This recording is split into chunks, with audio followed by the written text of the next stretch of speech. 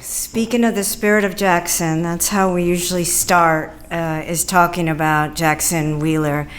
And when I first started thinking about what I wanted to say about him, I thought, well, maybe I could start by saying he was a big guy. But you can't really say Jackson Wheeler was a big guy. You have to use other words. Jackson Wheeler was more like a large personage. And in some ways, he was bigger than his house. He was bigger than his house. And the Carnegie became his big house, his larger house. He was voracious about art of all kinds and collecting. He collected Mexican folk art and masks and visual artists and photography and, of course, thousands of books of poetry, bigger than his house. And so the Carnegie gave him that permission to fully engage with art, to take full pleasure in being human, in close relationship with what other humans perceive and make.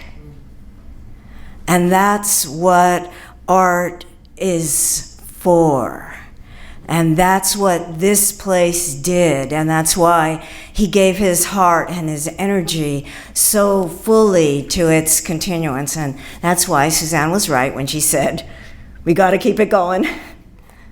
I want to read his poem, Ars Poetica, which talks about the art of poetry, which talks about why he writes, which talks about from whence comes his power, his inspiration. Ars Poetica.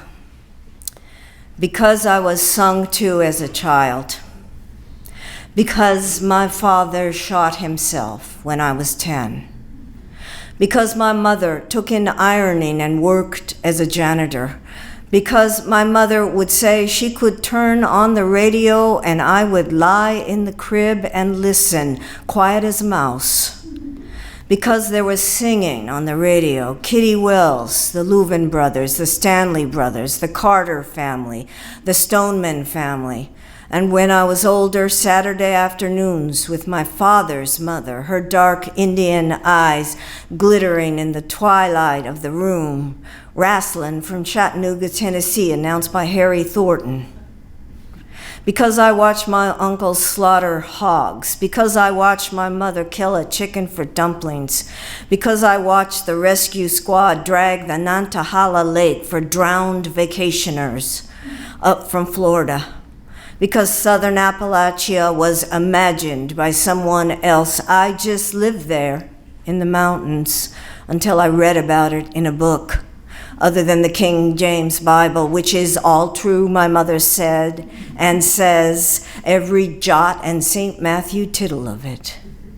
Because God is a burning bush, a pillar of fire, a night wrestler, a swath of blood, a small still voice, a whisper in the virgin's ear. Because my family is full of alcoholics, wife-beaters, spendthrifts, and big-hearted people who give the shirts off their backs. Because their stories lie buried in the graveyards, because their stories have been forgotten, because their stories have been misremembered.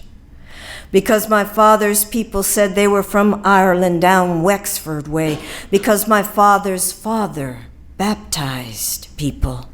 Because my father's mother bore a child out of wedlock and was part Indian. Because my mother's father got his leg crushed at the quarry. Because my mother's mother died of brain cancer in her 50s. My friends think I talk too much, don't talk enough, that I'm too queer for company, that I'm not queer enough. My mother's people were Scots and Welsh, 3 cheers for the beard of Brady Marr. 3 cheers for the blood on the shields of the Keiths from Wick. 3 cheers for immigration, the waves of it, and the desperation behind it. Let's hear it for King's Mountain and the Scots' revenge for Culloden. 3 cheers for extended family, the nameless cousins, all the petty griefs and regrets, the novels never written, the movies never made, the solace of the bottle, the solace of sex, the solace of loneliness, of which there is plenty.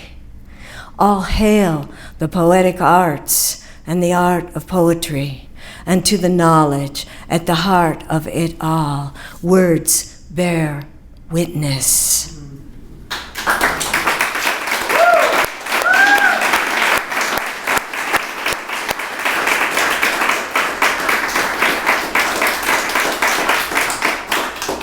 So you can see in his Ars Poetica, nothing was left out.